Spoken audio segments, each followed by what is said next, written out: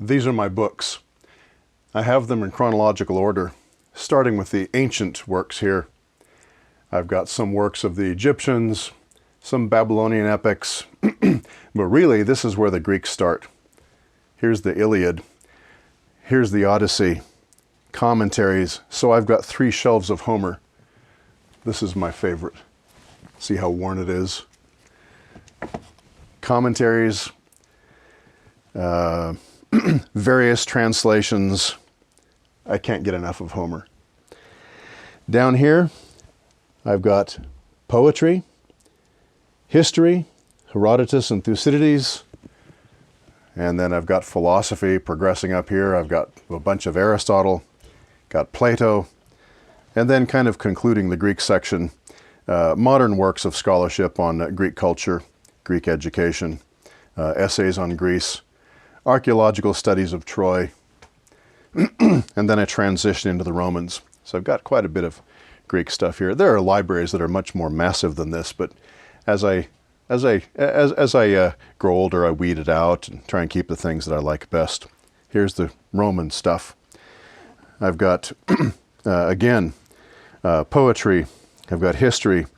I've got Virgil, his Aeneid, and a bunch of translations of the Aeneid because, of course, like with the Iliad, the Aeneid being the great epic, I want as many translations as I can get so that I can see how different people have understood it. I've got Plutarch and Tacitus. I've got Catullus and Caesar. I've got Horace and Livy. Most of the great Romans. And then again, I have culminating the Roman section. I've got some commentaries and histories, modern works of scholarship talking about the Romans. And it concludes about here. So I've got nearly as much Roman work as I've got Greek literature. And I'm trying to keep everything chronological from the beginning to the end. And so the authors are organized not by last name or by any other system except where they fell in history. So the later authors are going to be later on my shelves. And that way, as I run my fingers along the spines of my book, my fingers are tracing the leaves of time. And by the time I get here, I've reached the early Christian writers. But since I've got Greek and Roman literature here, I try to keep my works of language study on top. So I've got Greek texts, Greek primers and grammars and dictionaries up here, and Roman ones up here near the sections that they pertain to, so that if I have questions about a word or about a comment in the original text, and I've got a lot of original text in here as well, besides translations, I can look right up here and do my word studies if I need to. And I've got the early Christians beginning somewhere in here. The first several centuries, the apologists, and then the great Nicene and post-Nicene fathers. Augustine here, got a lot of Augustine, as every right-thinking person should have. I've got some original texts of Augustine, the original Latin. You got some of the old texts that I've collected. I'm not a huge collector of rare and antique books, but I do like to get my hands on them when I can. A set of the early church fathers, edited by Philip Schaff, one of my favorite church historians. Another set of early church fathers down here, the fathers of the church, accumulated randomly over time, book sales, garage sales, library sales. But I think that the study of the church fathers is a critical element of not just church history, but all of church history, because the writings and the thought of the early church fathers affected Western civilization every bit as much as any other philosophers we can think of. And then up in here, I've got among other things, I've got the works of the first century of Northern Europe, as Christianity carried Greco-Roman culture and civilization up into Northern Europe in the great missionary movement of the first millennium after Christ, after the collapse of the Western Mediterranean Empire. We have the beginnings of the works of the Anglo-Saxons. We've got Beowulf and some of the Norse works and so on. Still more early Christian writers woven in amongst them. Isidore of Seville in the 6th century, who was the great encyclopedist, trying to preserve the learning of the Roman world in the middle of what he saw as a dark barbaric age all around him. And so Isidore, like Bede and some other Christian writers toward the end of the first millennium, are really valuable because they knew that the world was decaying around them, and they're trying to preserve the learning of the ancient Greco-Roman Christian age. The Anglo-Saxon works like Beowulf, the Anglo-Saxon Chronicle, Old English verse and prose. Christianity moving into the north is taking these pagan works of literature and starting to bring the gospel to it. And then we have moving into the High Middle Ages. We've got Thomas Aquinas and Anselm and Dante and some of the great thinkers of the scholastic age from 1100 to 1300. And then the poetry of Dante and Chaucer as we see the Middle Ages culminating in some of the greatest works of literature and philosophy as we're led up to the Reformation. And some less known works, the Golden Legend, which is a work of hagiography, a collection of saints' lives. And saints' lives were tremendously popular in the Middle Ages, unlike the modern time when saints' lives, hagiography, is an unknown genre outside of perhaps Roman Catholicism, but certainly not in Western culture in general. And yet it had a huge influence on civilization. More late medieval, early Renaissance works, the Arthurian legends.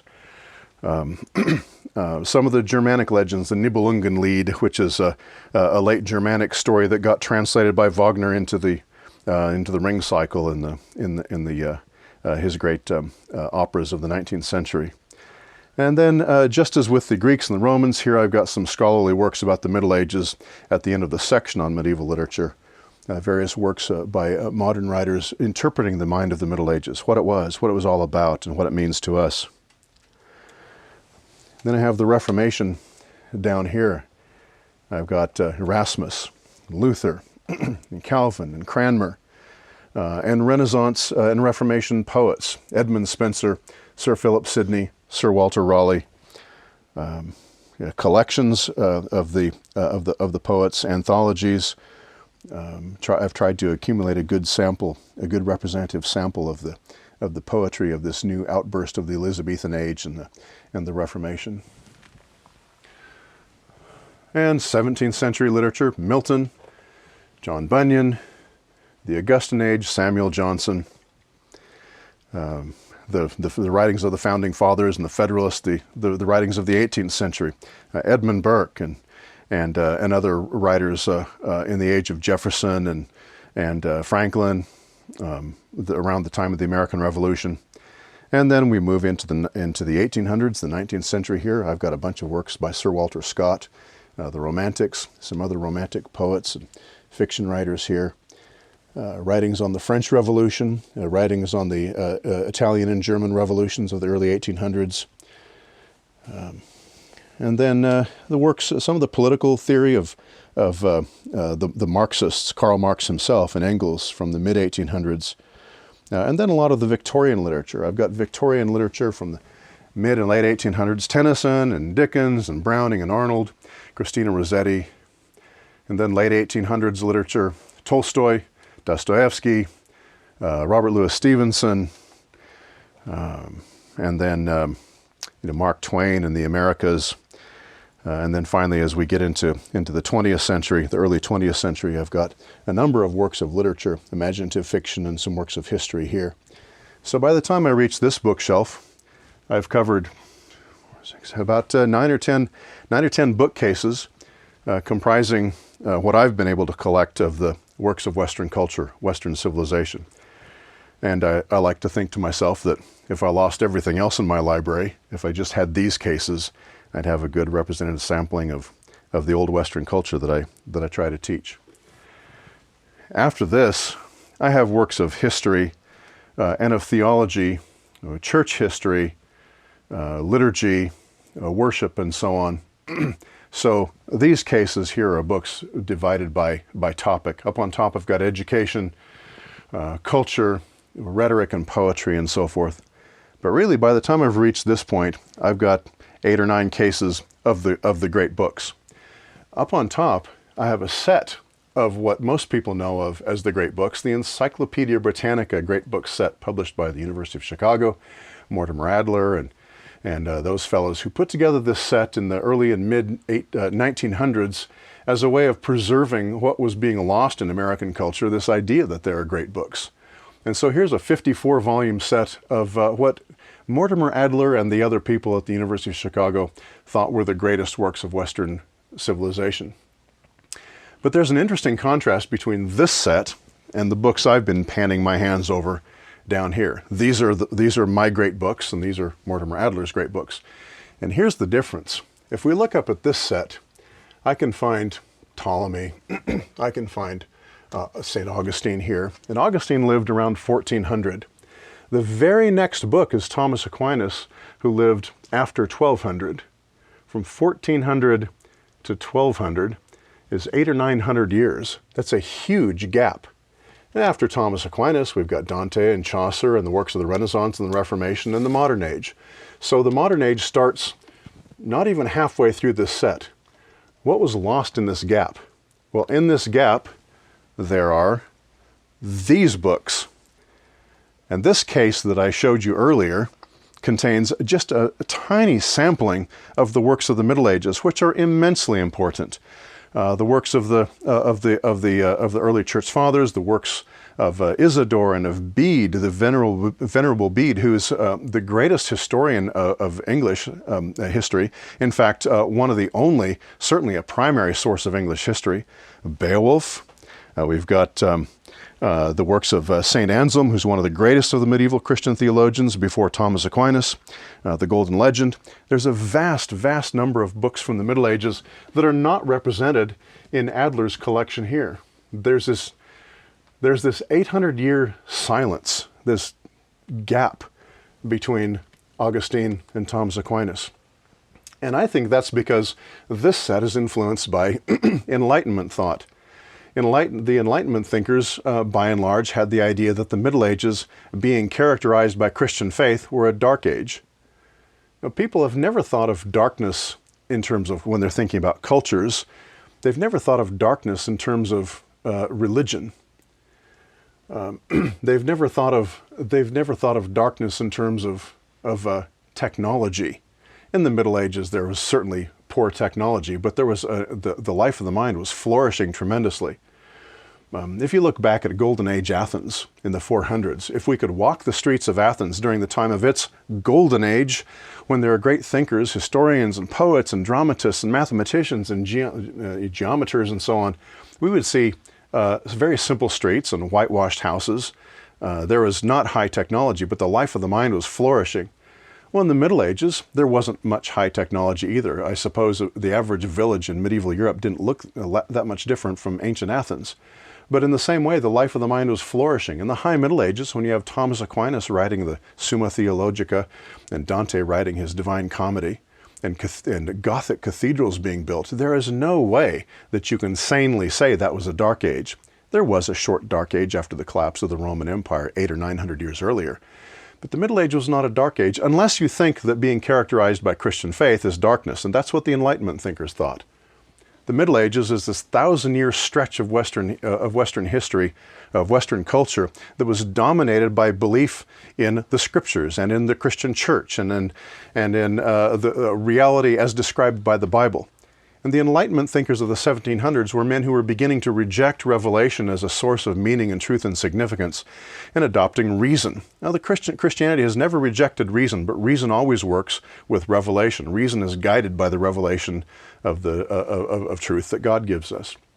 But the Enlightenment thinkers are beginning to reject that, and consequently they reject an age that trusts in Christian revelation. So I think that explains this odd and rather shocking gap in this great book set. There is no medieval literature in here between Augustine and Thomas Aquinas, whereas I've been able to accumulate, and this is pitiful compared to some libraries, I've accumulated several bookcases full of medieval literature that show the astonishing variety and the richness and the profound thought of medieval literature.